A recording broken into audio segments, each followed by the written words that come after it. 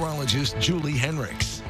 Good morning. Some overnight activity for parts of the Wabash Valley. Again, you can kind of see what happened here. We had a little piece of energy along that frontal boundary, producing some of that rain coming through and some heavy downpours out there.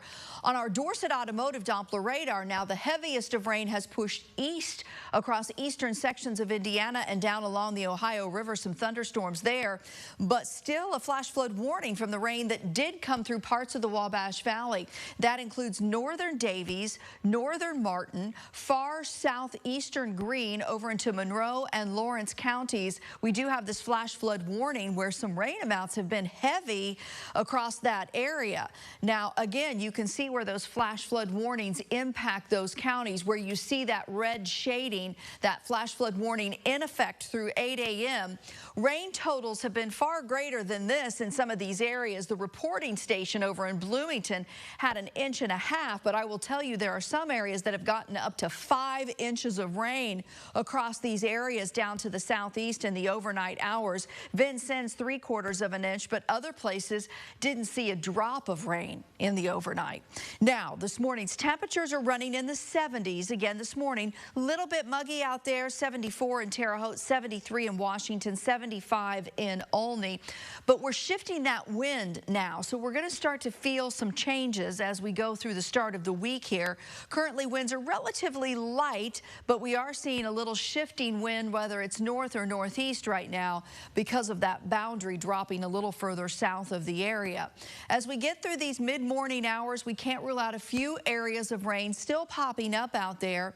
And as we head through mid-morning, again, you see a couple of cells that try to show up here. But as we get into the afternoon hours, again, that noontime hour, we start to see a little bit more coverage with a few of those areas of rain on the backside of that low pressure that comes through. We'll head through overnight tonight, late tonight, and into that midnight hour when we may get a few more areas of rain trying to develop. But this boundary is finally going to clear the area. By the time we get to tomorrow and then through midweek, it's going to allow some more comfortable summertime air to come into play. And it's also going to bring in some drier conditions for a good stretch as well. So you'll see here on the temperature trend what we're talking about. We're looking at 80s around here through midweek.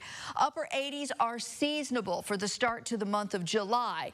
Now, we'll start the month of July that way, but we're going to expand heat right back in here as we head toward the end of the week and the weekend. So the 4th of July itself and your holiday plans for the weekend are going to be a touch warmer than where we are going to be here for the next few days. And so that's going to put those temperatures as we head toward the 4th through the weekend and through the start of next week back to above average once again. Today's temperatures will be again warming into the upper 80s with a few of those afternoon storms. Couple spots could touch on 90. Later tonight, we may have a few storms out there, but most areas will stay dry. And then we're going to start to feel some of that relief by tomorrow. As we promised, we'll see seasonable temperatures Tuesday, Wednesday, Thursday, all 3 days, highs in the mid to upper 80s versus the 90s. Short-lived, though, because by the time we get to the holiday and the weekend, we're getting back in the 90s again. We're getting more humid, but thankfully no rain chances until we wrap up the holiday weekend.